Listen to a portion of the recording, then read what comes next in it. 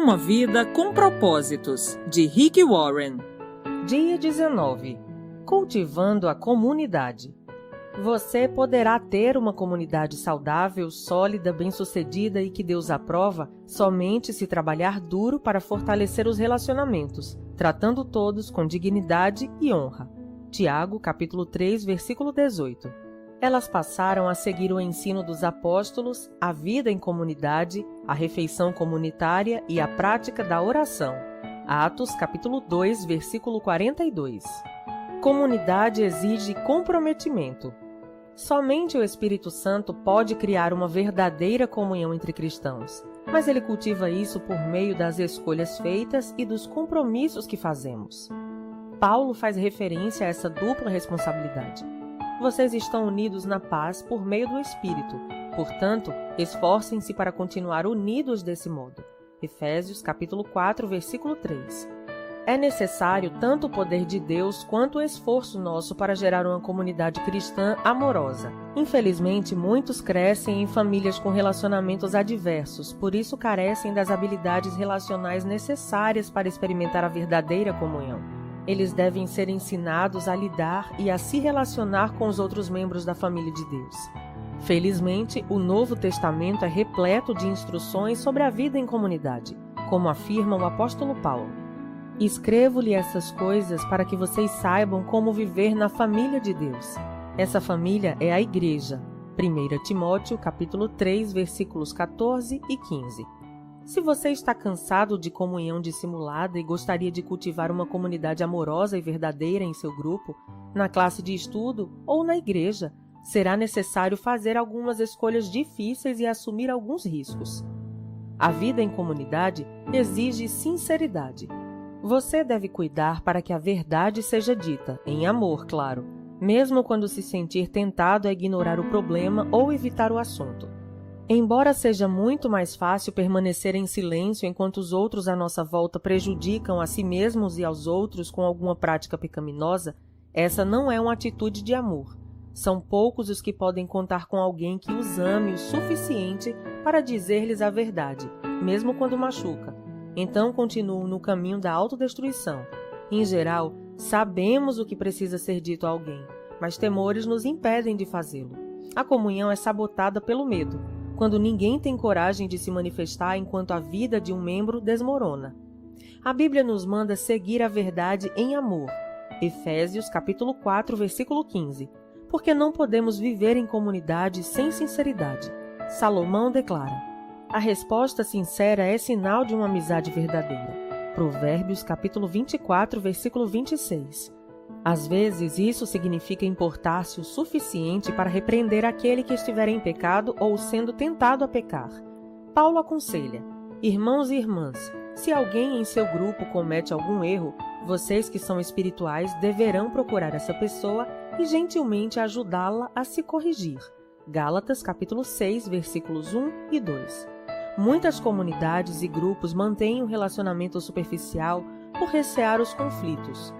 Toda vez que uma questão delicada vem à tona, ela é imediatamente encoberta, a fim de preservar a falsa sensação de paz. O senhor Panos Quentes intervém e tenta aplacar os ânimos.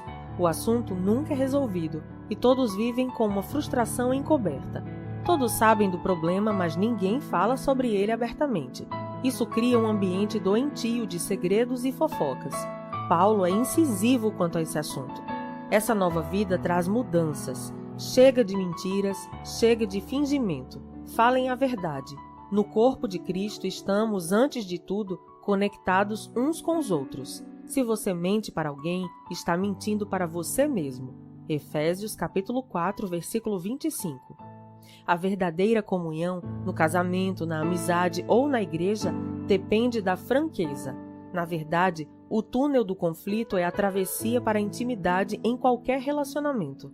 Até que os envolvidos se importem o suficiente para enfrentar e solucionar os obstáculos encobertos, jamais estarão realmente próximos uns dos outros. Quando tratamos o conflito da maneira correta, crescemos em intimidade uns com os outros, pois enfrentamos e resolvemos nossas diferenças. A Bíblia diz: a verdade é que as pessoas valorizam a sinceridade mais que a bajulação.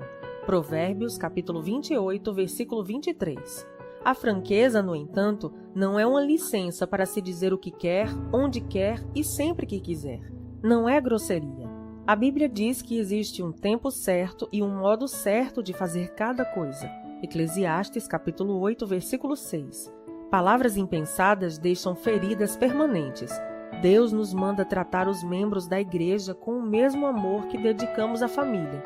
Nunca empregue palavras duras quando for corrigir um idoso, mas fale com ele como se fosse seu pai. Converse com os jovens como se fossem seus irmãos, com as mulheres idosas como se fossem sua mãe e com as jovens como se fossem suas irmãs. 1 Timóteo, capítulo 5, versículos 1 e 2. Lamentavelmente, milhares de comunidades foram destruídas por falta de honestidade. Paulo precisou repreender a igreja de Corinto pelo seu silêncio passivo ao permitir a imoralidade no meio deles. Visto que ninguém teve coragem de enfrentar o problema, ele então se pronunciou, em 1 Coríntios capítulo 5, versículos de 3 a 12. A vida em comunidade exige humildade. A presunção, o convencimento e o orgulho obstinado destroem a comunhão mais rápido que qualquer outra coisa. O orgulho ergue muros entre as pessoas. A humildade constrói pontes. A humildade é um unguento que acalma e suaviza as relações. Por isso a Bíblia diz: sejam todos humildes um para com os outros. 1 Pedro, capítulo 5, versículo 5. A vestimenta adequada à comunhão é a postura humilde. A continuação do versículo diz: porque Deus se opõe aos orgulhosos, mas concede graça aos humildes. 1 Pedro, capítulo 5, versículo 5. Essa é outra razão pela qual precisamos ser humildes. O orgulho impede a graça de Deus em nossa vida, da qual precisamos para crescer, ser transformados, curados e ajudar os outros. Recebemos a graça de Deus quando admitimos humildemente que precisamos dela. De acordo com a Bíblia, se nos portamos com arrogância, vivemos em oposição a Deus. Essa é uma maneira tola e perigosa de viver. Você pode desenvolver a humildade de várias maneiras práticas, admitindo suas fraquezas, sendo paciente com as fraquezas dos outros, estando aberto a admoestações e pondo os outros em evidência. Paulo orienta: vivam em harmonia entre vocês. Não se comportem como se fossem superiores a alguém. Antes, alegrem-se na companhia das pessoas comuns e não pensem que já sabem de tudo. Romanos capítulo 12, versículo 16. Aos cristãos de Filipos aconselha: nada façam por ambição egoísta ou por vaidade, mas humildemente considerem os outros superiores a vocês mesmos. Cada um cuide não somente dos seus interesses, mas também dos interesses dos outros. Filipenses capítulo 2, versículos 3 e 4. Humildade não é pensar menos de si mesmo, mas pensar menos em si mesmo. A humildade é pensar mais nos outros. Os humildes estão interessados apenas em servir os outros, não pensam em si. A vida em comunidade exige cortesia. Somos corteses quando respeitamos as diferenças, quando temos consideração pelos sentimentos uns dos outros e quando somos pacientes com os que nos irritam. A Bíblia diz: é preciso carregar o fardo de termos consideração para com as dúvidas e temores de outras pessoas. Romanos, capítulo 15, versículo 2. Paulo diz a Tito: povo de Deus deve ser cortês e ter coração aberto. Tito, capítulo 3, versículo 2. Em toda a igreja e em cada grupo, há pelo menos uma pessoa difícil e normalmente mais que uma. Essas pessoas podem ter carências emocionais, insegurança profunda, maneirismos irritantes e habilidades sociais escassas. Você pode chamá-las carentes de graça extra. Deus colocou essas pessoas em nosso meio tanto para benefício delas quanto nosso. Elas são oportunidade para crescermos e um teste para a comunhão. Será que conseguiremos amá-las como irmãos e irmãs, tratando-as com dignidade? Em uma família de verdade, a aceitação não se baseia em critérios como inteligência, beleza ou talento de cada membro, mas no fato de pertencermos uns aos outros. Defendemos e protegemos a família. Um membro da família pode ser um pouco tolo, mas ainda assim é um de nós. Da mesma forma, a Bíblia diz: sejam dedicados uns aos outros como uma família afetuosa. Aprimorem-se em demonstrar respeito uns para com os outros. Romanos, capítulo 12, versículo 10. A verdade é que todos temos peculiaridades e traços de temperamento irritantes, mas a comunidade não depende de sermos todos compatíveis. O fundamento para termos comunhão é o nosso relacionamento com Deus. Somos uma família. Um elemento essencial para a cortesia é conhecer a origem das pessoas. Descubra o histórico delas. Quando você souber as experiências pelas quais já passaram, certamente será mais compreensivo. Em vez de pensar na distância que ainda precisam percorrer, pense no trajeto que já percorreram apesar da dor que carregam. Outro procedimento que faz parte da cortesia é não subestimar as dúvidas dos outros. O fato de você não temer alguma coisa não torna esse sentimento inválido. A verdadeira comunidade é construída quando as pessoas sabem que é seguro compartilhar medos e dúvidas sem serem julgadas. A vida em comunidade exige sigilo. Somente no ambiente seguro, onde existe acolhimento amável e sigiloso, as pessoas irão se abrir e compartilhar suas maiores mágoas, necessidades e erros. Sigilo não significa ficar em silêncio enquanto nosso irmão peca, mas saber que aquilo que for comentado no grupo ficará restrito ao grupo. É necessário conviver com isso e evitar a fofoca. Deus detesta a fofoca, principalmente quando maldosamente disfarçada de pedido de oração em favor de alguém. Deus diz: os maus provocam discussões, e quem fala mal dos outros separa os maiores amigos. Provérbios capítulo 16, versículo 28. A fofoca sempre causa mágoa e discórdia, e isso destrói amizades. Deus deixa isso claro quando nos orienta a advertir os que causam dissensão entre cristãos. Em Tito, capítulo 3, versículo 10. Eles podem até deixar o grupo ou a igreja ao serem confrontados com ações que semeiam a discórdia. Contudo, a comunhão da igreja é muito mais importante que qualquer indivíduo. A vida em comunidade exige constância. Você deve manter contato regular com seu grupo, a fim de desenvolver a verdadeira comunhão. Relacionamentos exigem tempo. A Bíblia diz: não abandonemos, como alguns estão fazendo, o costume de assistir às nossas reuniões. Pelo contrário, animemos uns aos outros. Hebreus capítulo 10, versículo 25. Devemos desenvolver o hábito de nos reunir. Hábito é algo que você faz com frequência, não uma vez ou outra.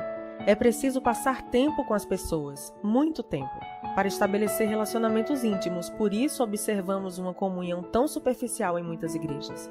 Não passamos tempo suficiente juntos, e o tempo que passamos é quase sempre gasto para ouvir uma única pessoa falar. Uma comunidade não é formada de acordo com a nossa conveniência. Vamos nos reunir quando eu tiver vontade, mas na convicção de que é necessária para a nossa saúde espiritual. Se você quiser cultivar comunhão verdadeira, isso significa reunir-se mesmo quando não tenha vontade, porque você acredita que é importante. Os primeiros cristãos reuniam-se todos os dias. Regularmente, eles adoravam juntos no templo todos os dias, reuniam-se em grupos pequenos nas casas para comunhão e participavam das suas refeições com grande alegria e gratidão. Atos capítulo 2, versículo 46. Viver em comunhão requer investimento de tempo. Se você é membro de um pequeno grupo ou de uma classe de escola dominical, recomendo que se faça um pacto entre todos no qual estejam incluídas as 9 características da comunhão bíblica. Compartilharemos nossos verdadeiros sentimentos, autenticidade, incentivaremos uns aos outros, reciprocidade, apoiaremos uns aos outros, compaixão, perdoaremos uns aos outros, misericórdia, falaremos a verdade com amor, sinceridade, admitiremos nossas fraquezas, humildade, respeitaremos nossas diferenças, cortesia, não divulgaremos segredos alheios que nos são ditos em confiança, sigilo, e faremos do grupo uma prioridade, constância. Quando você olha a lista de características, fica evidente o motivo por que comunhão de verdade é algo tão raro. Ter comunhão significa desistir de nosso individualismo e independência para nos tornarmos interdependentes. Os benefícios de compartilhar a vida uns com os outros, no entanto, são plenamente compensadores e nos preparam para o céu. Dia 19. Pensando sobre meu propósito de vida. Tema para reflexão: Comunidade exige comprometimento. Versículo para memorizar. Nós compreendemos o que é o amor quando descobrimos que Cristo deu sua vida por nós. Isso significa que temos de dar a nossa vida pelos outros fiéis. 1 João, capítulo 3, versículo 16. Pergunta para meditar. Como eu poderia hoje ajudar meu grupo e minha igreja a desenvolver as características de uma comunidade verdadeira? Até o próximo áudio.